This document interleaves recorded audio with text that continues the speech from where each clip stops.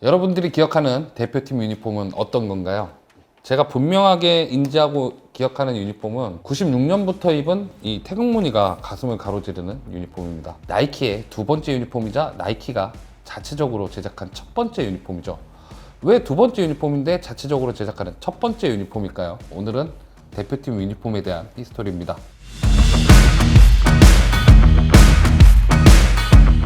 자, 스폰서십. 이전에 대표팀 유니폼은 여러 브랜드를 돌려서 썼습니다. 아식스나 아디다스 유니폼을 입기도 했고요. 그래서 2014년에 차범근 감독이 입었던 형태로 아디다스가 복각 레트로 유니폼을 출시해서 손흥민이 입고 입국하기도 했습니다. 여러 유니폼을 지원받아서 쓰다가 1983년 세계 청소년 축구대회를 기점으로 정부 차원에서 국산품의 우수함을 알리라는 의미로 이 코오롱의 유니폼을 입고 4강 신화를 썼습니다.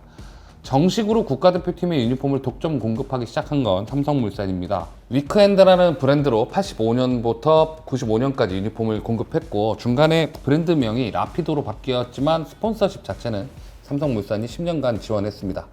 여담이지만 수원삼성도 창단 이후 7년간 라피도를 입었습니다. 그동안 대표팀은 86년, 90년, 94년 3번의 월드컵에 나섰고, 이 중 86년 멕시코 월드컵은 54년 스위스 월드컵 이후 월드컵 무대에 복귀하는 최초의 유니폼이 되었습니다. 그리고 96년부터 현재까지 우리는 나이키와 계약을 5차례나 연장하면서 현재에 이르고 있고, 이 계약은 2031년까지 이어져 있습니다.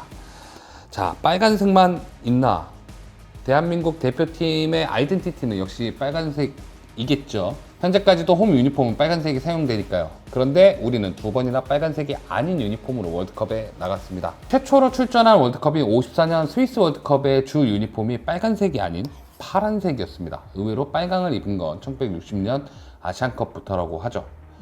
그리고 93년 최종 예선까지는 빨간색 홈 유니폼을 유지하던 대표팀이 또 한 번의 색상 변경을 했었습니다. 94년 미국 월드컵 출전 당시 빨간색이 상대의 경기력을 향상시키는 효과가 있다는 이유로 백이민족 컨셉을 채택해서 흰색 홈 유니폼과 파란색 원정 유니폼을 준비해서 출전했습니다. 이 패턴은 95년까지 이어져서 지금으론 상상할 수 없는 흰색 홈, 파란색 원정이 꾸준히 이어졌습니다.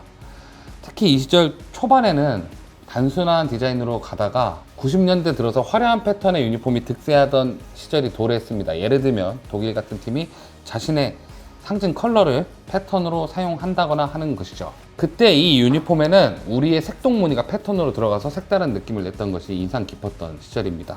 자, 나이키 시대입니다. 95년을 끝으로 라피도 시대가 끝나고 96년부터 나이키 시대가 열렸습니다. 앞에서 말씀드린 나이키가 처음 디자인한 유니폼은 나이키 마크를 달고 나온 두 번째 유니폼이었다는 것을 기억하시죠? 흰색과 파란색 홈 원정을 사용하던 라피도가 95년 10월 유니폼 컬러를 다시 빨강으로 되돌렸고, 96년 1월부터는 나이키와 계약된 상황이었습니다. 지금 여기 라피도 마크가 보이시죠?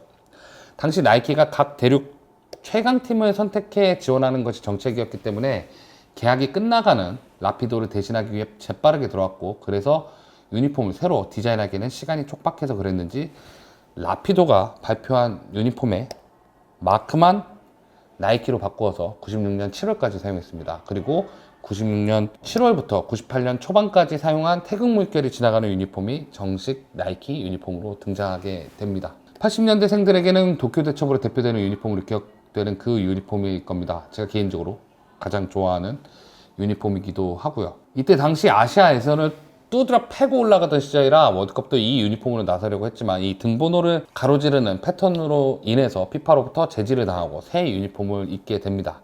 아마도 이 유니폼이 현재 대표팀 역사상 가장 오래 착용한 유니폼이 아닐까 싶은데요. 98년 프랑스 월드컵을 출전했던 유니폼입니다. 어깨 인근에 흰 파 혹은 흰빨 줄무늬가 가로지르는 디자인인데요. 이 유니폼을 꽤 오래 입었습니다. 심지어 다른 나이키 사용 국가들이 2000년에 유니폼을 바꿨음에도 우리는 2002년 초반까지 유니폼을 사용할 정도로 긴 시간 착용을 했고, 중간에 번호 폰트 정도만 변경된 상태로 오랫동안 사용을 했었죠. 이 다음이 드디어 한일 월드컵 4강으로 기억되는 유니폼의 시작입니다. 아이덴티티. 2002년까지는 같은 유니폼 템플릿에 색상과 약간의 디테일만 바꾸는 형식으로 디자인을 취하다가 2006년 월드컵부터는 각 유니폼의 아이덴티티를 조금씩 담고 있습니다. 그 예가 2006년 독일 월드컵 부터 옷에 새겨지기 시작한 투혼입니다. 옷의 밑단에 투혼이라는 사인이 붙었던 것이 있었습니다. 10년 이어서 2010년 남아공 월드컵 시절에는 호랑이 무늬가 유니폼에 새겨졌습니다. 여기도 투혼이 있죠. 2014년 브라질 월드컵 때도 디테일을 담긴 했지만 차이나 기시나 우리의 아이덴티티가 어떤 부분인지 알 수가 없고, 특히 어깨선에 새겨진 의문의 디테일이 마치 책가방을 맨 것 같은 모습이라고 해서 비판을 받았습니다. 그리고 이때까지 유니폼의 목 태그에 투혼이 붙어 있었습니다. 그리고 가장 아이덴티티가 살지 못했던 유니폼은 2018 러시아 월드컵 유니폼입니다. 홈 유니폼이 앞부분 아예 민자의 배번 정도가 오른쪽 가슴으로 간 정도고, 그나마 찾을 수 있는 디테일이 목 뒤에 태극 무늬가 새겨진 정도였습니다. 그나마 어웨이가 태극 무늬를 흩뿌려지듯이 새겨서 아예 민자를 피하긴 했죠. 2020년 이전까지 올림픽쯤의 유니폼은 디테일이 많이 포기된 심플한 유니폼이 많았습니다. 2008년부터 착용했던 유니폼의 디테일은 몸에 타이트한 핏이 되는 유니폼이라는 정도, 그리고 2012년부터 착용했던 유니폼은 홈은 그냥 빨간색이었고 어웨이가 97년 유니폼을 연상시키는 디자인이어서 그나마 민자는 피했습니다. 2016년부터 착용한 유니폼도 타 국가에 비해서 심플한 편이었고 포인트가 그나마 색상이 다른 양말 정도 있었지만, 당시 감독이던 슈틸리케가 유니폼의 통일성이 있는 것이 보기 좋다고 해서 꽤 오랫동안 빨간색 양말을 착용했어야 했었죠. 그나마 계약이 상향된 2020년 유니폼부터 우리의 아이덴티티가 다소 파격적이지만 많이 부여됐습니다. 2020년 홈 유니폼은 건곤감리가 유니폼에 패턴화 되었고, 원정은 백호를 상징하듯 흰 바탕에 호랑이 무늬가 화려하게 새겨졌습니다. 2022년 월드컵 유니폼은 빨강과 검정의 색조합으로 호랑이 무늬와 악마의 이빨을 상징하는 포인트가 사용이 되고, 어웨이는 최초로 검정색이 사용됐습니다. 현재 컨셉은 지금까지 이어져서 지금의 홈 유니폼은 단청 무늬를 패턴화했고, 어웨이 유니폼은 검정색 바탕에 나전칠기를 패턴화한 디자인으로 이어져 있습니다. 자, 아디다스. 나이키가 길게 이어지면서 여러 소리를 듣다 보니까 새 유니폼이 출시가 되면 꼭 우리도 유니폼 스폰서를 바꿔야 한다는 이야기가 나옵니다. 실제로 아디다스는 여러 번 대표팀의 유니폼을 유치하기 위해서 각고의 노력을 했었습니다. 뿐만 아니라 아디다스 측이 매번 계약을 제안할 때마다 늘 좋은 조건을 내밀지만 번번이 나이키에 밀리면서 현재까지는 아디다스가 계약을 맺지는 못하고 있습니다.